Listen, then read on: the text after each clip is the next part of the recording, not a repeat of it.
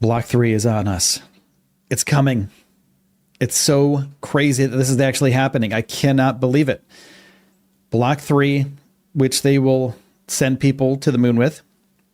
And eventually, things to Mars. But we have some moon updates today. We have some Block 3 updates today. We have some Elon updates today. We also have some other, like the interior, actually, of the moon lander, the HLS Starship, is, we're going to talk about that a little bit. There's a little bit of information on that SpaceX released. And also there's the crew display that they showed a little bit ago. And we're going to talk about that a little bit, but we also have to talk about something that's very important here. And this is that Elon Musk and Starship and company, SpaceX and company, have been pushing for Starship HLS ever since the NASA director put back on the table that Blue Origin has been put back in the mix with this blue moon. And look at this guy, Jared Isaacman. What's up, buddy? What's up, Jared? Now this blue moon, look at how big this thing is, by the way. Gold, surrounded by gold, royalty of Jeff Bezos, standing at the base of this lander. Now, this is the key factor for SpaceX releasing what we just saw, which is all of this information about the HLS lander on their website, because they were told that they're going to be opening up the HLS lander again for other companies to be part of this HLS demonstration and also eventually landing people on the moon's surface. SpaceX released a bunch of stuff. It's basically damage control, to be honest with you, at this point. And this is a little bit ago. So they did release this a few weeks ago, but I wanted to, this all leads into where we're at today. So this is all going to work out. Now, I want to show you this, what I was talking about earlier too. The interior crew display for Starship. Okay, so these are all touch screens for Starship HLS. Not just regular Starship that's point to point, or Starship that's going to launch cargo or anything like that. This is HLS Starship, and this is the interior. And it's fuzzy. I got this off Twitter, but it's fuzzy, but you can see right here, you can see this where my magnifying glass is, down here, a crater on the moon. You can also see a few things. Looks like a regular display from an airplane or a jet or something like that. Altimeter tells you height, how far away you are from the surface, where you're going, how level you are, and also it shows you where you are. This is a cool part that shows you kind of where you are on the map of the moon as you're flying in. And also it looks like it's a real-time display of what's going on outside. So there will be cameras on the outside of the HLS lander. Okay. So we know that we may be getting feeds, which is really cool. We may be getting feeds of the HLS lander as it lands on the moon. Now, I'm not sure if that's going to actually happen, because if the HLS lander has a little incident, nobody really wants to see that, right? Like, I wouldn't want to see that. I don't want to see it tip over. I don't want to see people get harmed. I don't want to see any of that. But I think it's really cool, and it's important that we show people what's going on the surface of the moon as it's happening, because this is a huge deal. Stargazer Girl 79, hello, welcome back. We are happy that you're here. And we're going to get into the poll in chat as well, which is, will Starship launch in January? We're going to get into that in a little bit too. How you been, Stargazer? Now, this is another post from SpaceX, and this is about the HLS thing, right? Like many Americans were thankful for Mr. Bridenstine, because Jim Bridenstine just told SpaceX and the world that SpaceX is not going to do this. Oh, Jim Bridenstine. I don't know, man. There's parts of me that are like, that I love Jim Bridenstine, and I think he's done a great job for all of NASA. He's done great stuff. But at the same time, and I released a video about this, at the same time, now he's a paid lobbyist. So what he's doing is pushing other companies that are not SpaceX to do SpaceX-y things like HLS and launch astronauts to the moon on other landers. Now, the problem here is that SpaceX won the contract, right? They already won the contract. They know they won the contract. And the, Jim Bridenstine, he doesn't, I don't want to say this because it sounds kind of rude, but it's like, in the grand scheme of things, he's a lobbyist. He gets paid to lobby for other companies. So he gets paid a lot of money to lobby for other companies and to push SpaceX down. And we don't want that. We don't want SpaceX to be pushed down. We want them all to be around. We want all these landers to work, but we don't want them to cancel anybody because you don't agree with them. It doesn't make any sense. If you don't agree with Elon, if you don't agree with SpaceX's plans, that's fine. They won the contract. They won the contract. They should be able to do this. They're kind of behind, but so is all of SLS. So is all of the HLS program. We don't even know what the spacesuit, if the spacesuits are done. We don't know anything else about docking mechanisms. We don't know anything about the Orion. The Orion Artemis 2 hasn't even launched around the moon yet. We don't even know if we can get to the moon with people. We know that we can dock things, but we don't know if Starship can dock with an Orion capsule yet. So Jim Bridenstine is lobbying for other companies to come in here and take that spot, even though we have not even figured out if that is a real thing yet. And it's going to take a while. It's going to take a while for Starship to get to a point where they can launch an HLS version of this. We haven't even seen any really of the HLS other than what SpaceX had released in this document on their website. And they're showing renders, more renders. And I love renders. Don't get me wrong. I love renders. But here's an interior shot of the HLS. There's no actual photos of them working on this thing. There's no proof or no evidence. And Jim Bridenstine there's one thing about Jim that I can agree with. He says that SpaceX has fallen behind and that they're not going to make their deadlines for HLS, which it's possible they don't. But you know what? Every single space program, including Apollo, there's been setbacks. Everything. Every single rocket launch that's ever happened ever. They never launch on time, for one. They always get pushed back. There's always some technical difficulties happening somewhere along the line. So nothing's going to happen on time. And it's not because somebody doesn't like SpaceX. It's not because SpaceX isn't good. It's because that's just what happens with rocket. It's just rocket engineering and rocket science is really, really hard. So it's difficult. And the plan for SpaceX to launch humans to the HLS, it's kind of in stasis. They keep building. NASA keeps building. NASA builds SLS. NASA launches some people to the moon early 2026.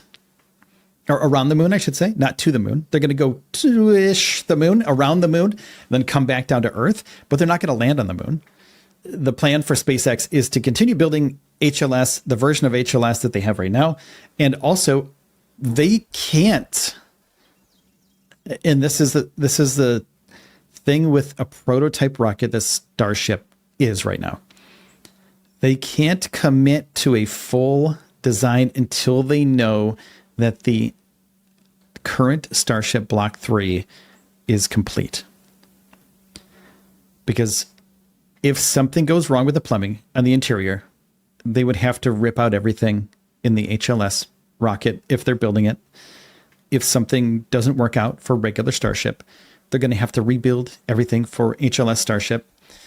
If everything doesn't go well with the exterior, something doesn't go well with the exterior of Starship, HLS will have to be rebuilt as well.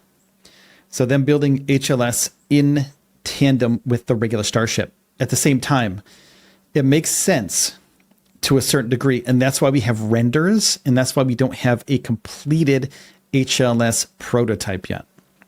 That's because we don't even have a completed Starship prototype yet. They haven't even made it to orbit, really. They made it to orbital velocity, but they haven't made it to orbit. And that's why we haven't seen an HLS. It's because there's no proof from the regular Starship that HLS will work. Now, granted, HLS doesn't have to come back down to Earth. HLS Starship just goes to the moon, docks with Orion, and then HLS goes down to the surface of the moon, comes back up, docks with Orion. Orion brings the people back down to Earth. So they don't need all the other stuff around. They don't need the panels. They don't need the heat shield around Starship. So the moon version is going to be different, but it's going to be similar, but completely different, if that makes sense. Okay. And next up, this is what Elon and SpaceX has said about Bridenstine, and said basically like Jim Bridenstine, he's a shill. Now he's lobbying for a firm called the Artemis Group, representing the host of aerospace companies vying for NASA business. And then if you click through here, open secrets, lobbying firm profile, Artemis Group, Oklahoma. Look at all this money that goes to the, I don't want to donate to this. Sorry, Open Secrets, can't donate to you. But they send money for lobbyists. Look at how much money these companies send to lobbyists, to the Artemis Group in Oklahoma.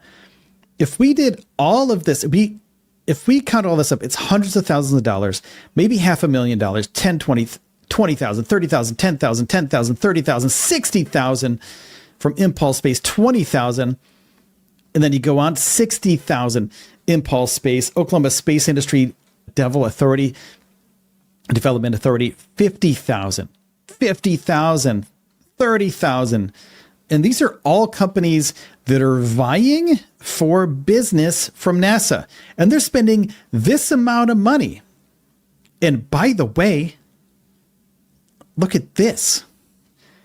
United Mother Effing Launch Alliance. Look at this. Jim Bridenstine is a rich man now. The NASA salary wasn't enough. Look at this, 300, 230, 230. So that is 700 some odd $1,000 just from ULA going to his group that are positioning themselves as a group that can help you lobby to get your company in front of Congress so they will send you to the moon. And then you'll get that big ass contract. You get that $1 billion contract from NASA, or numerous contracts from NASA. So Artemis Group, Oklahoma, University of Arizona, sending him 30,000, 60,000.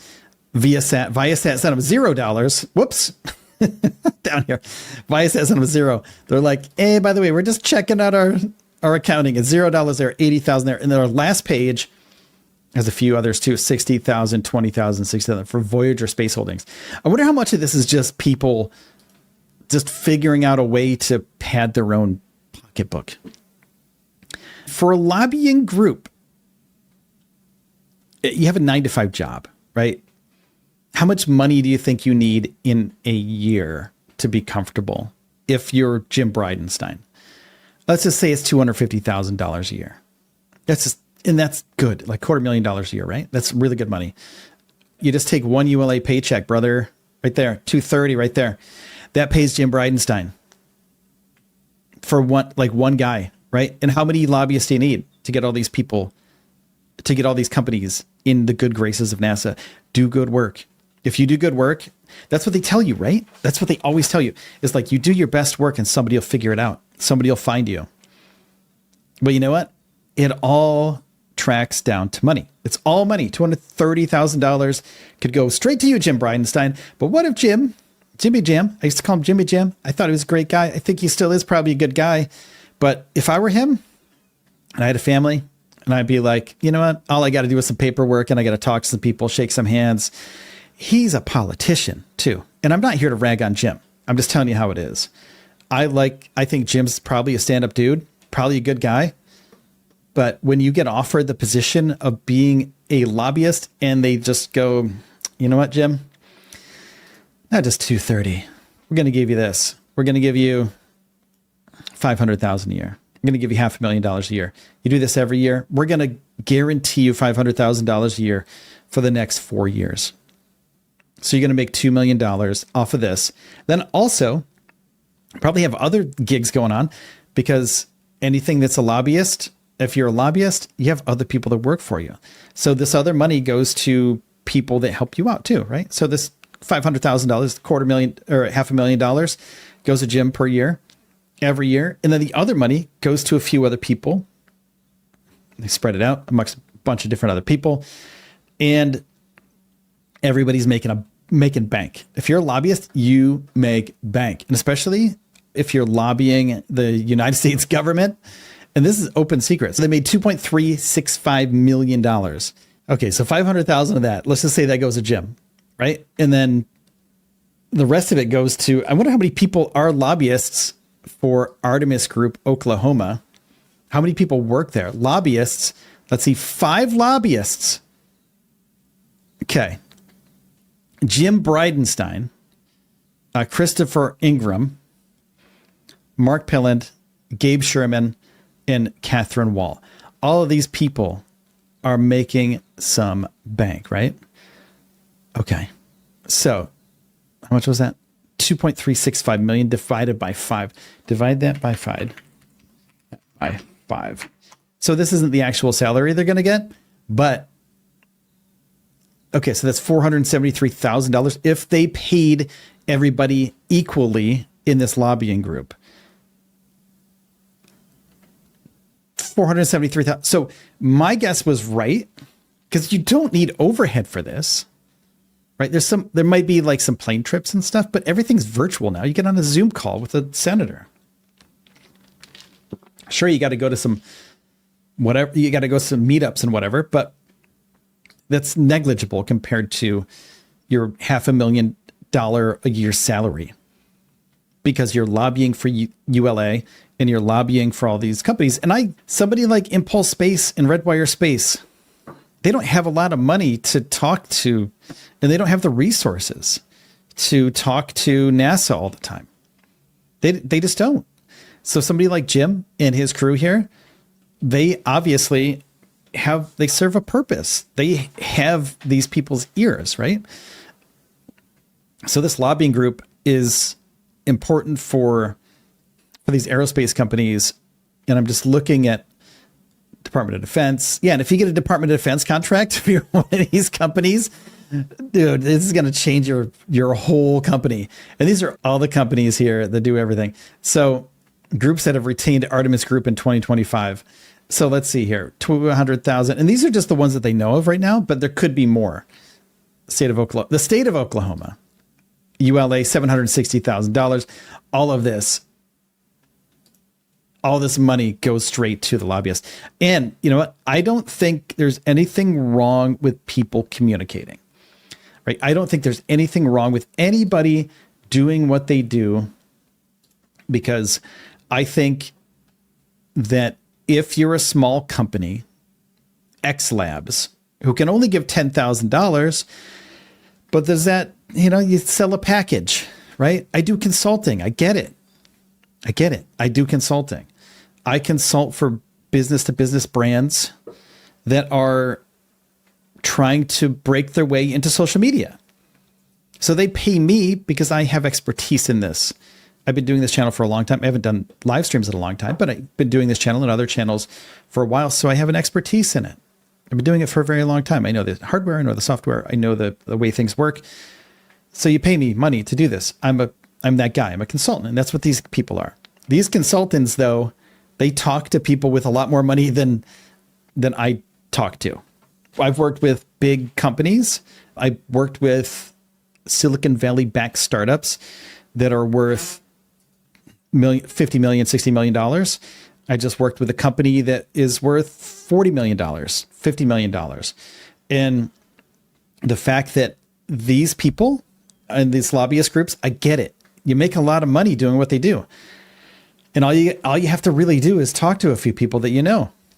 Like, hey, I got this company, AstroNet X PBC, And, they got this really cool product. I want you to take a look at it. And here's what it is. And then Astronet X gives you 50 grand to talk to somebody.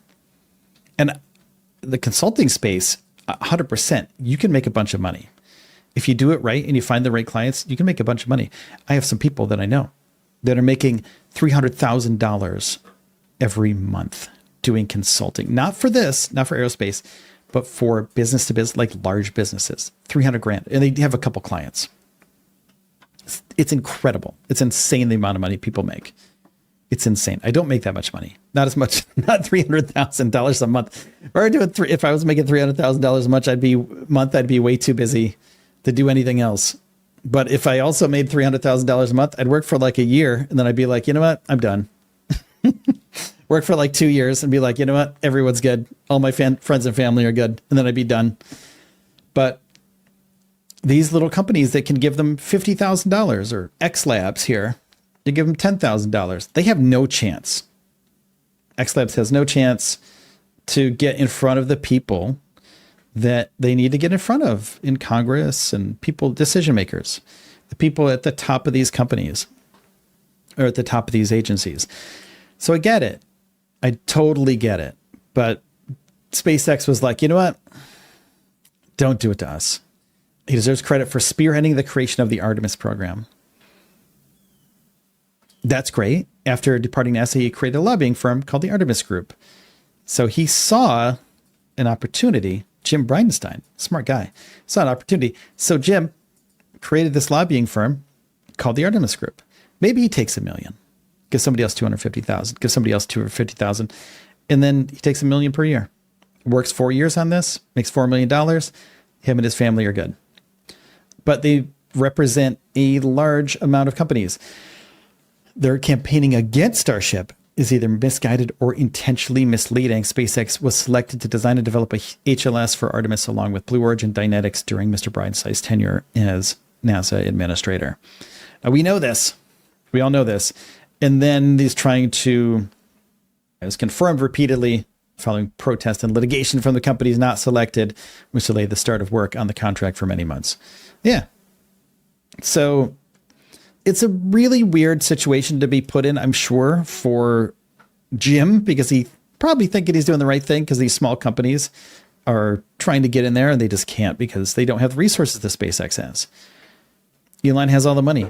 And when you have the money, you have the power, you have the resources, you have the freedom to do whatever you want to do. And Elon is just too powerful for anybody to fight against, right?